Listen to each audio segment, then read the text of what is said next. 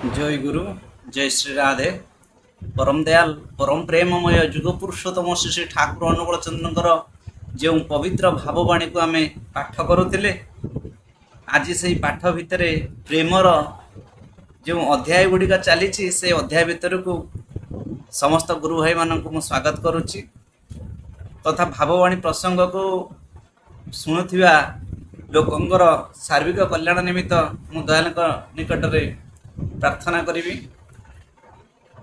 समस्ते भलरे रुहतु खुशी रुहतु किंतु एठी गोटे जिनस होउची समस्त भितर इष्ट प्रेम जागृत हो उठू इष्ट प्रेम कहले माने समस्ते भगवान को भल पांतु समस्त भितर ठाकुरत्व जागृत हो उठू ठाकुर यही कथाटी कहले कि भल पाओ भल पाइबाटा केतबेले हबो आमे कही होतिबा भल पाइबा आमे भल पाइबाटा कोटी गोटे न थाए कि गोटे फल नुहे जे कि ताकू नहीं आसीबा पाटरे पके खाइदवा ता पेट भितर गले से भल पाइबा हे जिवो भल पाइबाटा होउची कोन जानिछन्ते ना आपनार कोन ठाकुर कहले सेमती खोजले मते भल पाइ परिबो नै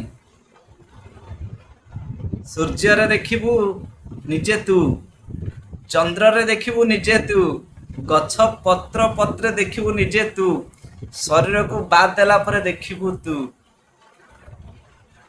जेतबेले एइटा ही एई भावटा आसी जीवो सेतबेले तू मते भल पाई परिबू आ एमती खाली भल पाओ कहि जे केई काहाको भल पाएने भल पाइबाटा स्वतः प्रवृत्त जागृत हुए तेणु सेथि पई ठाकुरत्व जागृत करी गढ़ी तोलिया सर्वप्रथमे दरकार जेतबेले जे पर्यंत ठाकुरत्व भाव जागृत न होईची से पर्यंत आमे भगवान को भल पाई परिबा नाही काहेकि ना आमर तो गर्व अहंकार मोह माया तुटिनी आ आमे केमिति जानिबा भव संसारे सार तब श्री चरण दुर्लभ सत नाम सत्संग शरण भव संसारे सार तब श्री चरण ये भव संसार सार होची भगवान का श्री चरण अब छंदा पदे मन मोर रहिथिब निरंतर अकिंचन श्री छामुरे करे निवेदन रे अली एतिकी मोहर राधा श्याम घेन हे तुम नाम तुंडे थीब जीवा बेले प्राण हे से भल पाइबाटा को व्यक्त करिबा पई श्री श्री ठाकुर आसिले धरावतरण कले माता मनमोहिनी कोल अनुकूल चंद्रकर रूप है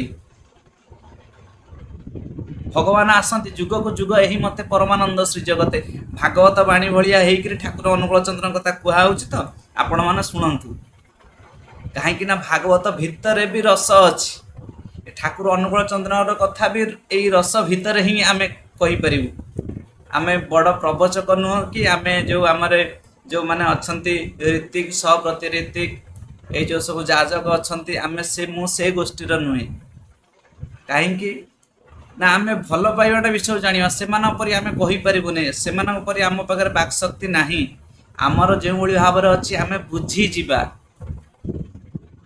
परम दयाल परम प्रेममय ठाकुर आसती भक्त आउ गुरु गुरु रूप में आसती भक्त सहित भगवान ही लीला करती जड़े गुरु भाई उदंडा कीर्तन कर ठाकुरत्व जागृत हो सारी से उदंडा कीर्तन कर कहीं ठाकुर गोटे गोटे नाम कहबिनी माने से तो बोध हुए जा सारे ना मु उद्देश्य करने चाहूनी से ठाकुर गोटे गोटे कथा को से मानि नियंती बेले बेले गोटे गोटे मानि पारती नहीं किंतु प्राय जीवन में उतारिया ठाकुर सतचेष्टित रहती कीर्तन करती एक कीर्तन करिया भितर से कौन होती ना धीर स्थिर होकर बसी जाती किस समय भितर आ बाह्य चेतना नहीं ठाकुर जाए पहुँची गले कीर्तन भितर नहीं आसिले पदा देखई देले देख एमाने सब किए से उज्जवल आलोक भितर से गुरु भाई जनक देखुंती बहुत गुड़े अशरीरी कीर्तन करुँच महाआनंदरे से देखुंत महाप्रभु श्री चैतन्य से देखुंत कृष्ण लीला खेला भितर ठाकुर ताको नहीं देखे दौरान किछि समय पर से जतबले टिके आसी जाइछन्ति माने बर्तमान जो भावावेशटा भांगी जाइछि कीर्तन भावावेश जो भांगी जाइछि जो देखुं आ कीर्तन होनी एठी होनी कि सेठी भी आउ होनी तापर देखा पारे ठाकुर भी छिड़ा ही नापर कि समय से तटस्थ हो गला माने मुख भीतर पार्टी कथा बाहरुनी अच्छा ठाकुर कौन आसी मत कौन सतरे देखा देले ठाकुर कौन आसते से महाप्रभु को मत दर्शन देदेले से कृष्णकर दर्शन मत करईदेले से उज्जवल आलोक आसला कौठू मत से घर भर बाहर को आणला किए मुझे तो बाहर भी छिड़ा माने छिड़ा होते बसी जाइए मु बाहर तो अच्छी मत घर भीतर थी कीर्तन चली ठाकुर लीला ये मन भीतर गोटे प्रश्न थिला कीर्तन भीतर थिला ना ऐसे ही सचिनंदन ये सचिनंदन ये तो मनमोहनी का संतान ये कहीं सचिनंदन हे ये से नंदनंदन ये कहीं कृष्ण हे ये तो आसी ना मनमोहनी का कोल ये कहीं हे से कीर्तन भितर से मानती किंतु भितर भल पाइबाटा नाला ठाकुर कथा सब मानि चलती किंतु भल पाइबा नाला जितेबाला दर्शन दी प्रभु कृपा करी ठाकुर अनुकूल चंद्र रूप आसते पदा को नेला भितर तो दर्शन कर उज्जवल आलोक भितर बहुत जन समागम भितर कीर्तन चली कृष्ण नाचुंट से किसी समय महाप्रभु श्री चैतन्य से भीतर प्रेम भक्ति आसी जाइए प्रेम आसी भल पाइबा आसी कहीं से जिनटा को ही पाइबा चाहते जो जिनटा कि ठाकुर से कीर्तन भितर ही दर्शन कराइदे तेणु कीर्तन हूँ ठाकुर कहले कीर्तन भितर ही सब किसी अच्छी ठाकुर तो से ही जागृत हम कहीं कीर्तन को उल्टे देले नर्तकी पर नृत्य करने को हुए क्या ना रूप ध्यान भितर देकर रूप ध्यान जिते से गुरुंकर रूप ध्यान हुए गुरुंकर रूप ध्यान पर राधा कृष्णकर से स्वरूप जो गुरु भितर गुरु आज लिभि लिभि जाऊँच राधा कृष्ण ता भर उज्ज्वल आलोकमय होकर आसी जाऊँच मुख सामना कहीं ठाकुर कहले जेपर्यंत नाम आउ नामी एकत्रित होना जार नाम नि नामी जेपर्यंत कहार नाम नौचे तार रूप ध्यान न कला ताले ध्यान संपूर्ण हुए ना तेणु ता पूर्व प्रभु मोर तो रूप ध्यान मो जहाँकर नाम पाई तो रूप ध्यान होनी मुझे कौन करी ना से गोटे बढ़िया उपाय महा उपाय बढ़िया उपाय कौन ना गुरुंकर रूप ध्यान कराए गुरुंकर रूप ध्यान भितर आसीज राधा कृष्णकर रूप ध्यान आपड़ जेको संप्रदायर दीक्षा नियंतु ना कहीं प्रत्येक अणु परमाणु भितर आमको जिते निजक निजे आम देखिपर आत्मस्वरूप भितर से राधा कृष्ण को तत्व को राधा कृष्ण तत्व को ही से तत्वटा ही हूँ प्रेम राधा कृष्ण जो भाव से भावटा ही हूँ प्रेम से ही भल पाइबाटा को ठाकुर महाप्रभु श्री चैतन्य आसी बुझाई दे गले पर ठाकुर अनुकूल चंद्र आसी बुझाई दे गले पर आहरी भी आसबे आम जो कहीदे भविष्य भाया आउ आसबे ना यहाँ असंभव आहरी भी आसबे कहीं ठाकुर विभिन्न रूप नहीं आसती थे आज्ञा आप मोबाइल रे चार्ज करदे आज्ञा मोबाइल चार्ज कले 8 दिन पर कौन आउ थे मोबाइल चार्ज करेंगे करने बाध्य पुणी तर चार्ज लगे ना ना मनकर आपड़ आज रोना जगतसिंहपुर रोना कटक रही कि कटक रोते भुवनेश्वर रही पुणी भुवनेश्वर जाए चार्ज करेंगे ना पुणी कटक चार्ज करेंगे तेणु ठाकुर विभिन्न रूप से आसती जुग को जुग यही मत परमानंद श्री जगत भगवान विभिन्न रूप नहीं आसती भविष्य मालिका पर कहीं कहींपारे नहीं निज हाथ में छाती हाथ रखी कहींपारे नहीं कि ठाकुरंकर गुण कीर्तन जो कहीदे आंक पर आउ कहीं आसबेनि यहाँ संपूर्ण भूल आसबे ଠାକୁର ବାରମ୍ବାର ଆସିବେ, କାହିଁକି ନା ସେ ଭକ୍ତ ଭଗବାନ ଲୀଳା ସବୁବେଳେ ଚାଲେ। ଭକ୍ତକୁ ଛାଡ଼ି ଭଗବାନ କେମିତି ରହିବେ? ସେ ବିଭିନ୍ନ ରୂପରେ ଆସିବେ, ଭକ୍ତଙ୍କ ସହିତ ଲୀଳା ଖେଳା କରିବେ। ଏଟା ଠାକୁର ତାଙ୍କ ବାଣୀ ଭିତରେ ତ କହିଛନ୍ତି। ଅନ୍ଧାର ଭିତରେ କାହାକୁ ରଖିବାର ନାହିଁ, ଆଲୁଅ ଭିତରକୁ ଆସିଯିବା। ଆଜି ଇରାନ ଇରାକ ଯୁଦ୍ଧ ହଉଛି, ଏପଟରେ ପୁରୀରେ ଭାରତ ପାଖରେ ବି ଆସିକିରି ସେମାନେ ବି କ'ଣ ଭାରତରେ ଆସିକିରି ତାଙ୍କର ମୀମାଂସା କରିବେ। ପୁରୀରେ କେତେ ପ୍ରକାର ସବୁ କୂଟନୀତି ରାଜନୀତି ଚାଲୁଛି, ତା ଭିତରେ ବି ଗୋଟେ ଧର୍ମନୀତି ଅଛି। ଯଦି ଧର୍ମନୀତି ଭିତରେ ଦେଇକିରି ସମସ୍ତେ ଯାଆନ୍ତେ ତାହେଲେ ଆଜି ଏ ବିଶ୍ୱଯୁଦ୍ଧ ହୁଅନ୍ତା ନାହିଁ, ବର୍ତ୍ତି ଯାଆନ୍ତା ସବୁ। ଆଜି କେହି ଶୁଣିବାକୁ ନାରାଜ, ସମସ୍ତେ କହୁଛନ୍ତି ମୁଁ ବଡ଼ ମୁଁ ବଡ଼ ମୁଁ ବଡ଼। ଯେତେବେଳେ ମୁଁ ବଡ଼ ହେଇଯାଏ ସେତେବେଳେ ବିନାଶ ହେଇଯାଏ, ଆଉ ବିକାଶ ହୁଏ ନାହିଁ। ଯେତେବେଳେ ସମସ୍ତେ କହନ୍ତି ମୁଁ କରିବି ମୁଁ କରିବି ମୁଁ ଭଲ କରିବି ମୁଁ ଭଲ କରିବି ମୁଁ ଭଲ କରିବି, ସେତେବେଳେ ହିଁ ବିକାଶ ହେଇପାରେ।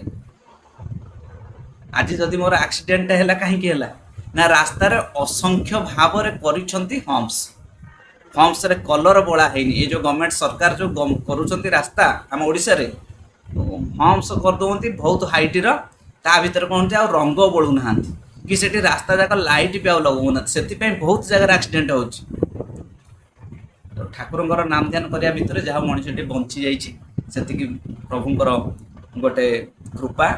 ଆମେ କିଛି ନା କିଛି ଭୁଲ କରିଛେ, ସେଥିପାଇଁ ଆମକୁ ଦଣ୍ଡ ମିଳୁଛି।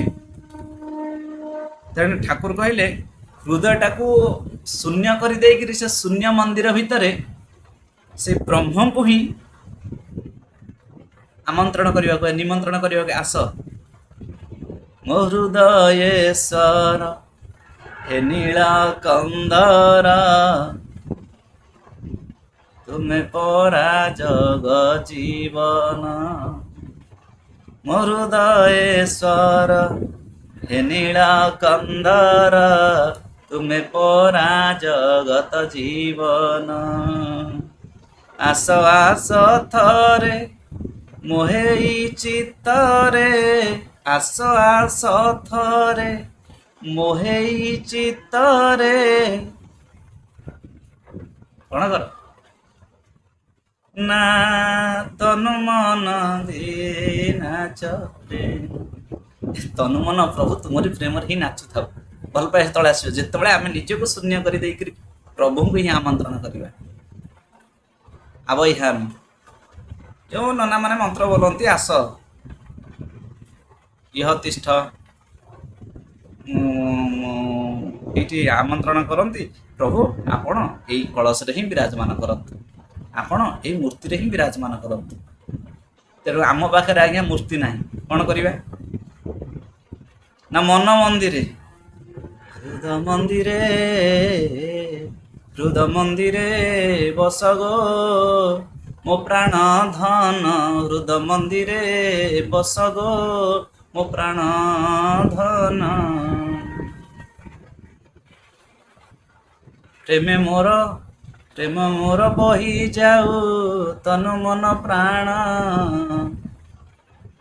ମୋର ତନ ମନ ପ୍ରାଣ ଆପଣଙ୍କର ସେ ସ୍ୱରୂପକୁ ଦର୍ଶନ କରି ହର୍ଷିତ ହେଉଥାଉ, ଉନ୍ମାଦିତ ହେଉଥାଉ। ଏଇଟା ହିଁ ମୋର ଇଚ୍ଛା। ତେଣୁ ଆମେ ଆମର ଇଚ୍ଛାକୁ ପ୍ରଭୁଙ୍କର ଶ୍ରୀଚରଣ କମଳରେ ଜଣାଇଦେବା। ଠାକୁର ଏଇ ଯେଉଁ କଥା ଗୁଡ଼ିକ କହିଛନ୍ତି, ମୁଁ ତ ଛୋଟ କଥାଟାକୁ ଟିକେ ବଡ଼ ଆକାରରେ କହୁଛି, କାହିଁକି ନା ଆମେ ବୁଝିବାଟାକୁ ସହଜ ହେଇଯିବ।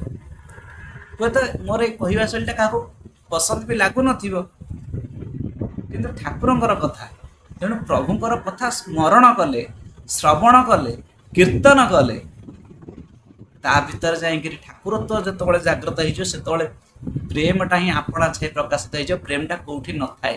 ଆମେ ଯେତେ ନାମ କରିବା ପ୍ରଭୁଙ୍କର କାମ ବି କରିବା। ନାମ କର କାମ କର, ମୁଖ ମେ ନାମ ଧରୋ ହାତ ମେ କାମ କର। ମୁଖରେ ନାମ ନବା ପ୍ରଭୁଙ୍କର, କର୍ମ କରିବା କେଉଁଠି ନା ହାତରେ।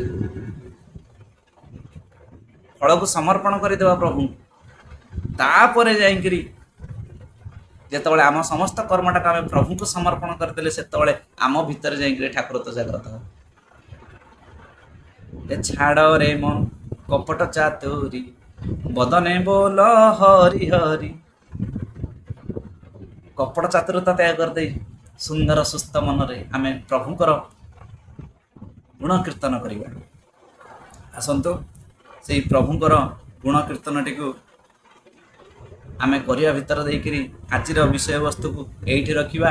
ଏଇ ଯେଉଁ ପବିତ୍ର ଭାବବାଣୀ ପୁସ୍ତକଟି ଧୀରେ ଧୀରେ ଚାଲିବ, କାହିଁକି ନା ଭିତରେ ବହୁତ ଗୁଡ଼ାଏ ତତ୍ତ୍ୱ କଥା ଆଗରୁ ତ ଯାହା ଟିକେ ଡଗଡଗ କରି ଗାଇ ଦେଇ ଯାଉଥିଲି, ଏବେ ଟିକେ ଭିତରେ ଆହୁରି ଗୂଢ଼ କଥା କିଛି ରହିଛି।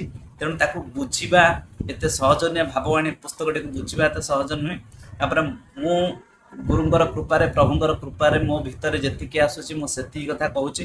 ହୁଏତ ଭିତରେ ଆହୁରି କିଛି ତତ୍ତ୍ୱ ଲୁଚିକି ରହିଥିବ, କିନ୍ତୁ ବିଶେଷ ଭାବରେ କହିବାକୁ ଗଲେ ଠାକୁର ଅନୁକୂଳ ଚନ୍ଦ୍ର ଆସିଥିଲେ ସେଇ ରାଧାକୃଷ୍ଣଙ୍କର ତତ୍ତ୍ୱକୁ ଦର୍ଶାଇ ଦେବା ପାଇଁ, ସେଇ ରାଧାକୃଷ୍ଣଙ୍କର ତତ୍ତ୍ୱକୁ ଆମରି ଭିତରେ ପ୍ରସ୍ଫୁଟିତ କରାଇଦେଇ ପ୍ରେମ ଟିକେ, ଭକ୍ତି ଟିକେ, ପ୍ରଭୁଙ୍କ ପ୍ରତି ଭଲ ପାଇବା ଟିକେ ଜାଗ୍ରତ କରାଇ ତୋଳିବା ପାଇଁ। ତେଣୁ ଆସନ୍ତୁ ସେଇ ପ୍ରଭୁଙ୍କର ଚରଣ କମଳକୁ ଧ୍ୟାନ କରି ନିଶ୍ଚିନ୍ତ ଭାବରେ କମେଣ୍ଟରେ ଜୟଗୁରୁଟିଏ ଲେଖିବେ ଯଦି ଆପଣ ଶ୍ରୀ ଠାକୁର ଅନୁକୂଳ ଚନ୍ଦ୍ରଙ୍କୁ ଭଲ ପାଉଥିବେ। ମୋ ପାଇଁ ତ ଆପଣମାନେ ଲେଖିଲେନି, ଆପଣ ଟିକେ ଠାକୁରଙ୍କୁ ଯଦି ଭଲ ପାଉଥିବେ ନିଶ୍ଚିତ ଭାବରେ ଜୟଗୁରୁ କି ରାଧେ ରାଧେ ରାଧେ ଗୋବିନ୍ଦ। କାହିଁକିନା ଠାକୁର କହିଲେ ନା, ଜୟ ରାଧେ ରାଧେ କୃଷ୍ଣ କୃଷ୍ଣ ଗୋବିନ୍ଦ ଗୋବିନ୍ଦ ବୋଲ। ଆଉ କିଛି ଏକା ନାହିଁ, ସେଇ ରାଧାକୃଷ୍ଣଙ୍କର କଥା ହିଁ ସେ କହିଯାଇଛନ୍ତି। ଆପଣ ସମସ୍ତ ପ୍ରାର୍ଥନା ଭିତରେ ଦେଖନ୍ତୁ କ'ଣ ଆଉ କୁହାହେଲା ନା, ଗୁରୁ ଗୁରୁ ବ୍ରହ୍ମା ଗୁରୁ ବିଷ୍ଣୁ ଗୁରୁ ଦେବ ମହେଶ୍ୱର ଗୁରୁ ସାକ୍ଷାତ ପରମ ବ୍ରହ୍ମ ତସ୍ମୈ ଶ୍ରୀ ଗୁରୁବେ ନମଃ। ଏ ବ୍ରହ୍ମା ହେଉଛନ୍ତି ଗୁରୁ, ସେ ବିଷ୍ଣୁ ହେଉଛନ୍ତି ଗୁରୁ, ସେ ଶଙ୍କର ହେଉଛନ୍ତି ଗୁରୁ। ତେଣୁ ଗୁରୁଙ୍କ ଭିତରେ ସର୍ବଦେବତାର ସମାହାର, ସେଥିପାଇଁ ଗୁରୁ ପୂଜାଟା ନିହାତି ଆବଶ୍ୟକ। ଗୁରୁଙ୍କର ପ୍ରତି ଭଲ ପାଇବା ନିହାତି ଆବଶ୍ୟକ। ତେଣୁ ଆମର ମତି ଗତି ସଦ୍ଗତି ସବୁ ଗୁରୁଙ୍କର ପଦାରବିନ୍ଦରେ ନିବେଦନ କରି ଆମେ ସମସ୍ତେ ପ୍ରଭୁଙ୍କର ଗୁଣ କୀର୍ତ୍ତନ ନାମ ଧ୍ୟାନ ଭିତର ଦେଇକରି ଯିବା। ଆଉ ସତ୍ କର୍ମ ଭିତର ଦେଇକରି ସତ୍ୟାନୁସରଣ ହେଉଛି ଆମର କର୍ମଟା ଠିକ୍ କରିବା ପାଇଁ ସତ୍ୟାନୁସରଣ ଅଛି।